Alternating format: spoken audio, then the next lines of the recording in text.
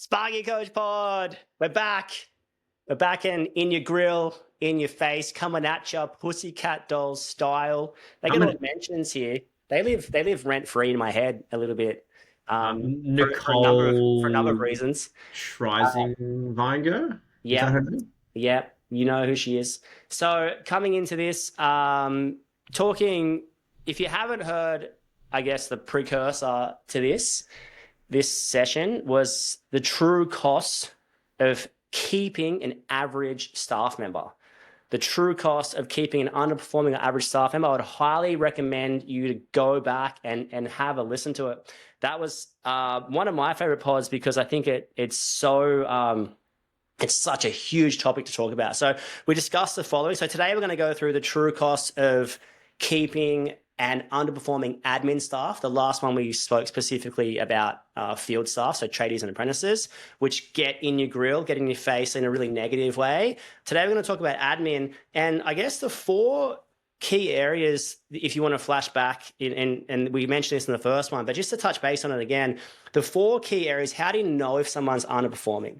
Well, the first one is they're probably living rent-free in your head, right? Just like Nicole from the Pussycat Dolls in my head, they're living rent-free in your head. You're We talking need to about dive them. deeper into this. Yeah, they're talking, we're talking at the dinner table, it's just pouring out of you. At the dinner table, at the pub, at the soccer game, talking to your friends, and complaining to your kids about them. They're living rent-free in your head, and it's pouring out, it's overflowing.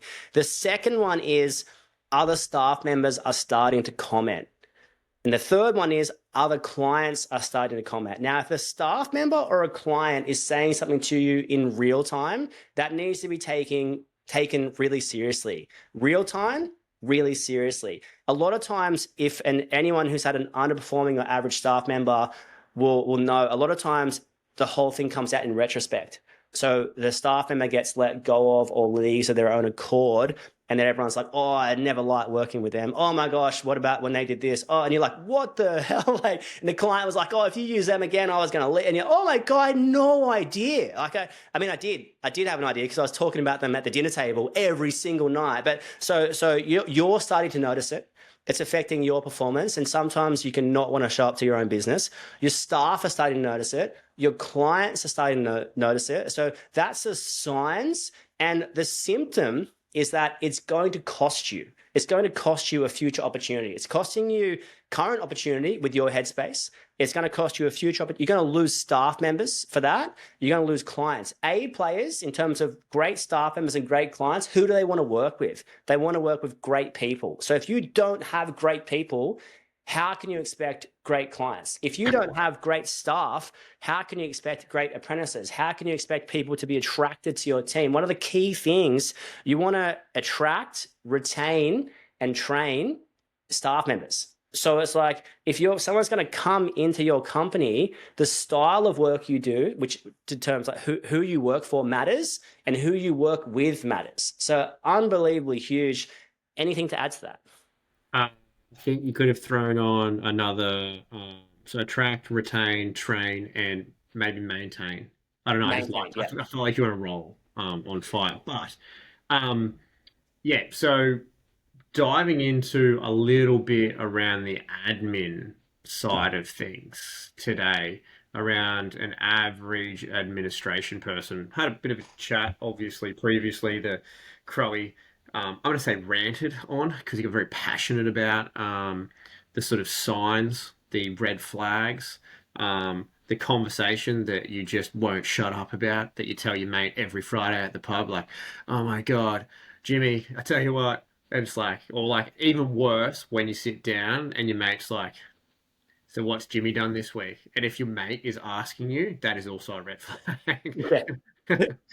That is also a red flag. So, the I guess consequences of average admin. I sort of probably want to start at the get go of why you have an admin in the first place. And this is not like as in I'm not here judging you of like why do you have an admin? It's okay. Why do you have an admin? Asking yourself why do you have one? What are they doing?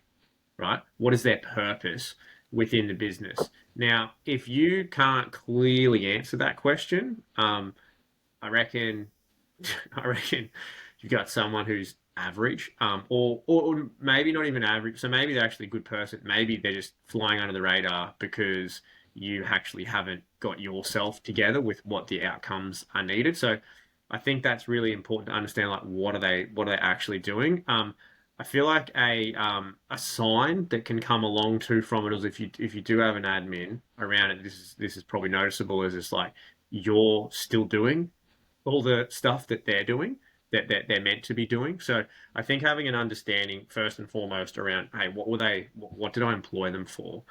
Because I have a sneaking underlying suspicion, and this has got my Labrador nose on, that there are people out there who have an admin employed for no particular reason, as in they're not productive.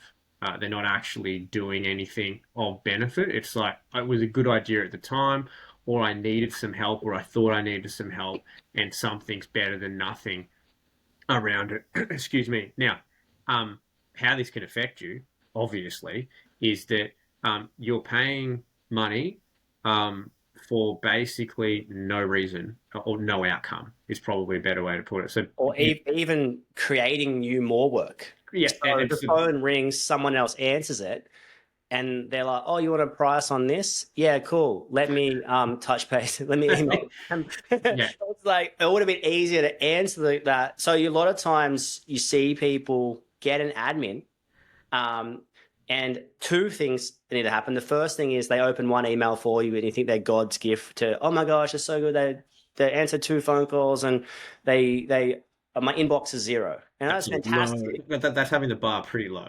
Yeah, but you know It's what I mean? okay. But I think because lots of people release their admin too late, you Yeah, usually, which is funny, and then it's like someone doing anything, someone going to the post office for you is like you want to worship them and kiss their feet in the most non-fetish way possible, right? So it's so interesting to talk about because essentially I feel like the admin staff, the admin's jobs, business owners hold on to like it's a newborn baby, you know. Oh no, it's with me, it's with me, it's with me, it's with me. It's funny because we'll hand over the site work, no worries, which is actually where we're trained, but we'll hold on to the admin area, which is where we're untrained, unproductive, uneducated, and quite frankly, pretty bad at it, but no one else can do it like me. So passive uninterested as well. it's such a conundrum in the whole thing. And I feel like everyone's on a journey to the office. Like pretty if you want to grow a business, you're on a one-way trajectory to the office, basically. But when you get to the office, you don't want to be Was it an doing office with Steve Carell yeah, or yeah, that'd be the dream.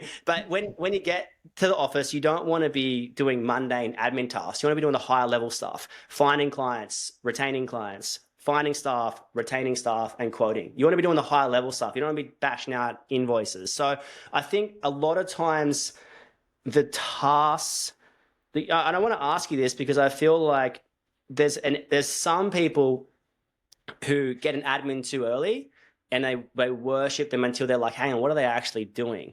And there's some people that get an admin too late and end up micromanaging the whole thing. So it's like, on one hand, a perfectionist attitude or perfectionist mentality is like, I'm not getting anyone in the office till everything is perfect.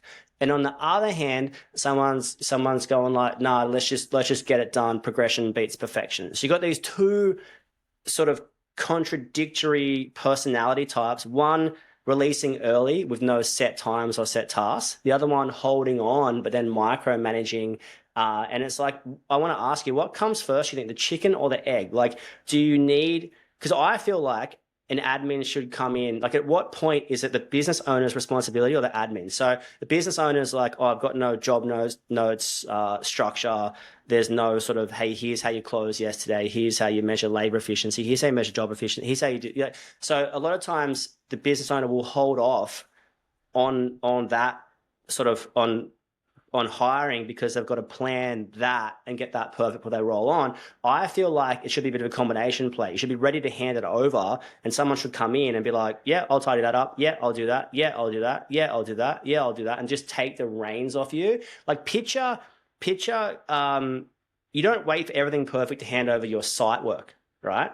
So I'm not waiting until all the stars align and the moon's just directly in line with Jupiter just to get someone on site to help me rough in. It's like but the great tradies, the great apprentices they just come in and they're like, yeah, sweet, I can do that. And they take it off you and they release you. And that's what your admin should be doing. But what do you think, Cam, like chicken or egg? Do you have to have everything in order to get No, so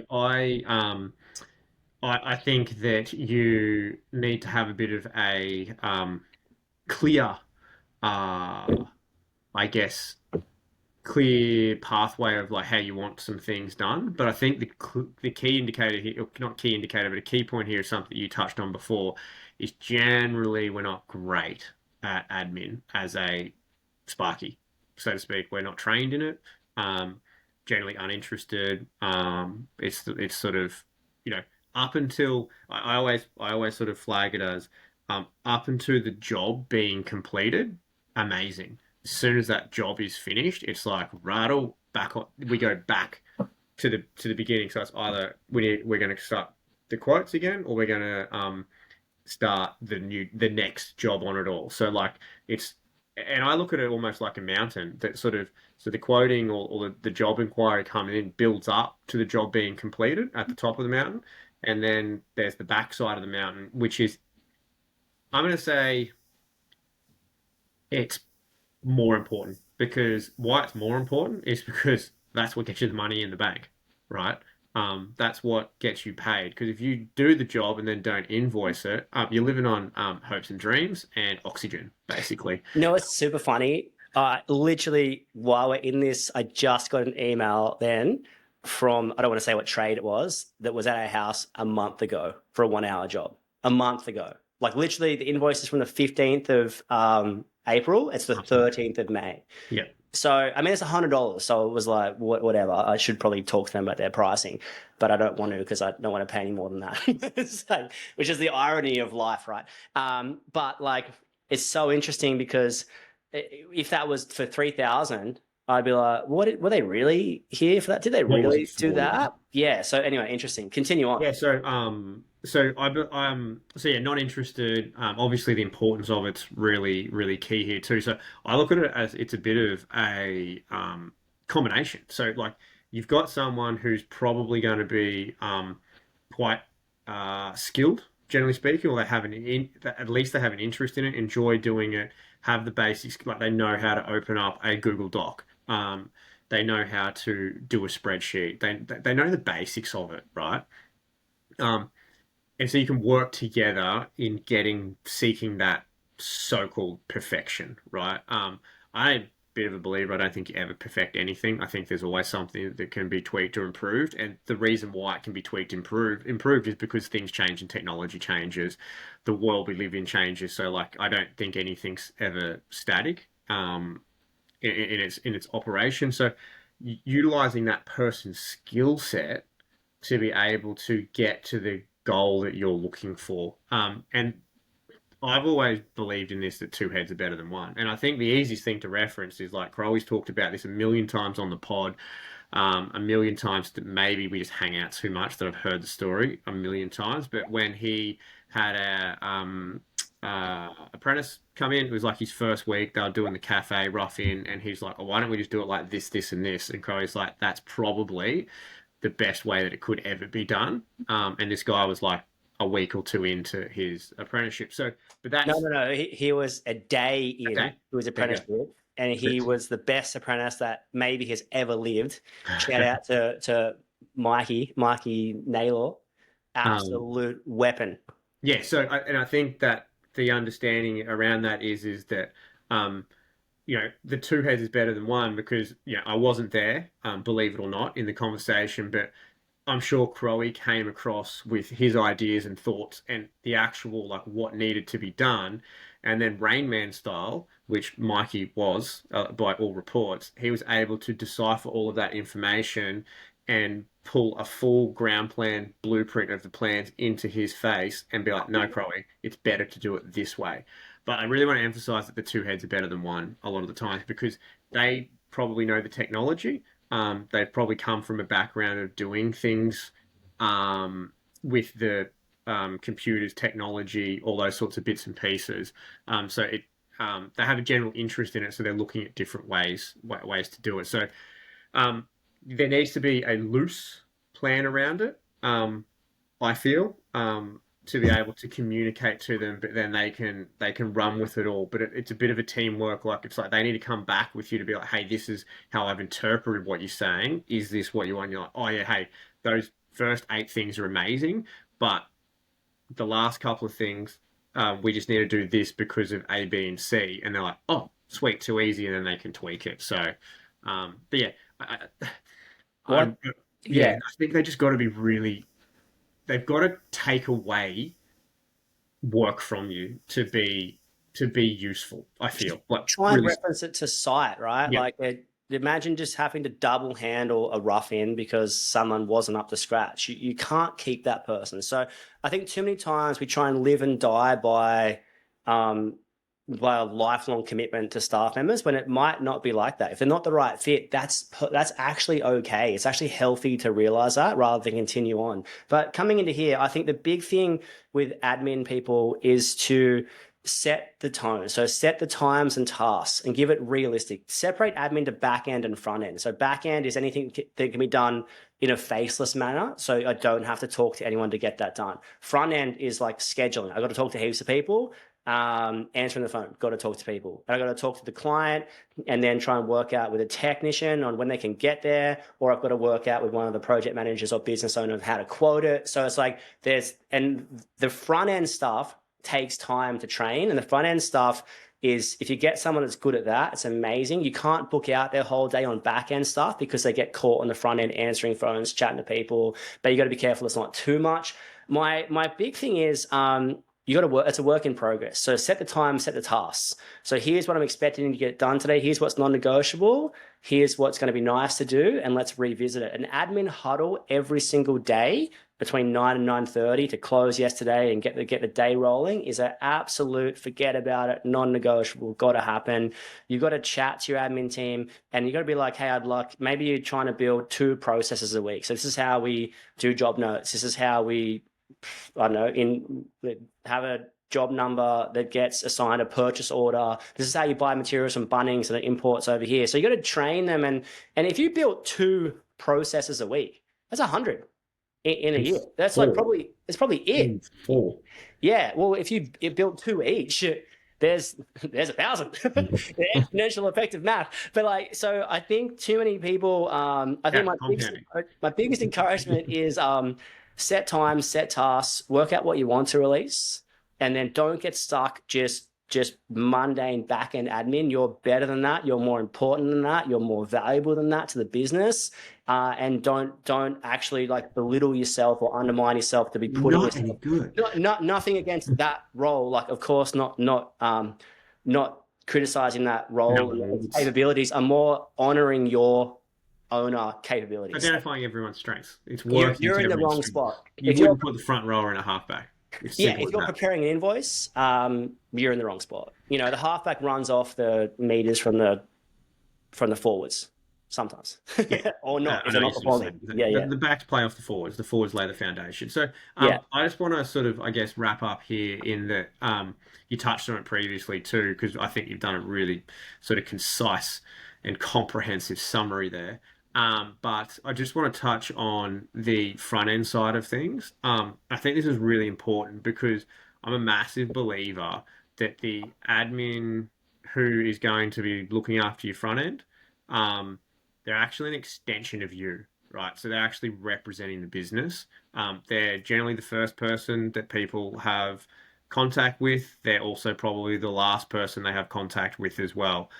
They do a lot of the scheduling, they do a lot of the communications. They're an extension of you. So a lot of the times they're communicating on your behalf and they're a representation of the business. And I think this is healthy, right? Because also understand that it's unrealistic when you get to a certain size for you to have every phone call and every inquiry and every conversation come through you.